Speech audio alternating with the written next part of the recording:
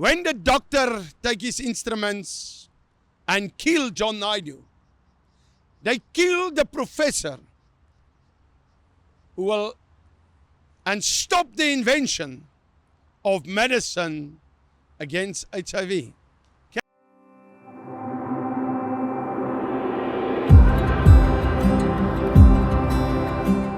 In heaven, God is sitting there. He is so excited over every baby, over every human being, because He loves us.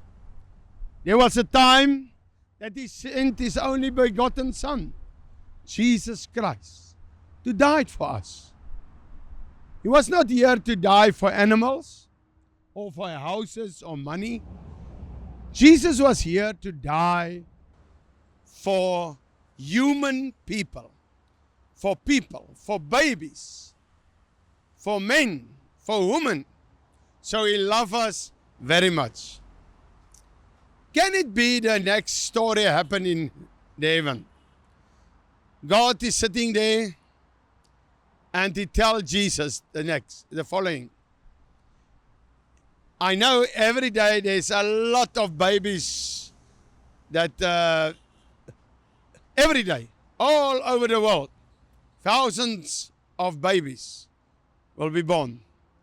But can it be that God said to Jesus, my son, this afternoon, 5 o'clock in South Africa, in the hospital in Durban, we are sitting now in Durban, there will be born, a son will be born. They will call him John Naidu. And that son, his parents will raise him up and will become a professor and in medical science. And this one, we will put him full of wisdom. We will anoint him with wisdom. And then, when he is 28 years old, a big thing will happen. John Naidu will invent some medicine that save people from HIV. Because God is full of mercy, full of grace. And I think He wants to do such things. So He told Jesus, this afternoon, 5 o'clock, John Naidu will be born. Become a professor in medical science and invent medicine against HIV. Or not this afternoon, but over 8 months or something. Then the next thing happened. This unborn baby called John Naidu, his mother and father got an argument with one another. And then she decided to go to hospital and abort him. When the doctor take his instruments and kill John Naidu, they kill the professor who will and stop the invention of medicine against HIV. Can it be? I think so. I think there's a lot of stories like that. I think a lot of presidents was killed through abortion. Abortion is baby murder. It is not something, a tissue or something that you throw away.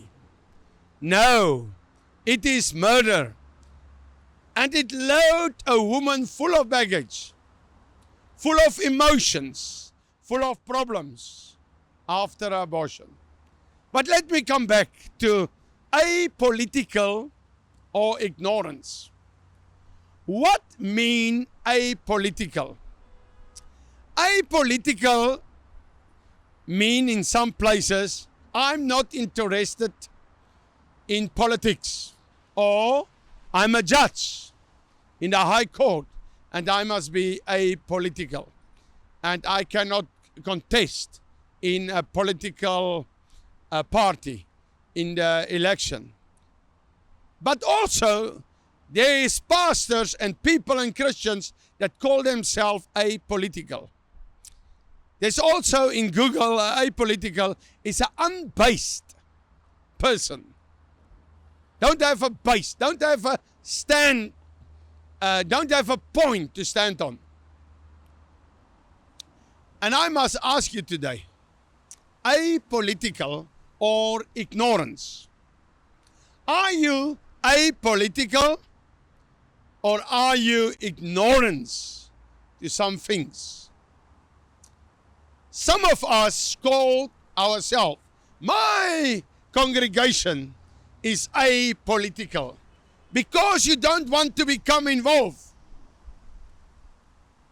to help people. I want to ask you a thing. Can a Christian be ignorance to abortion?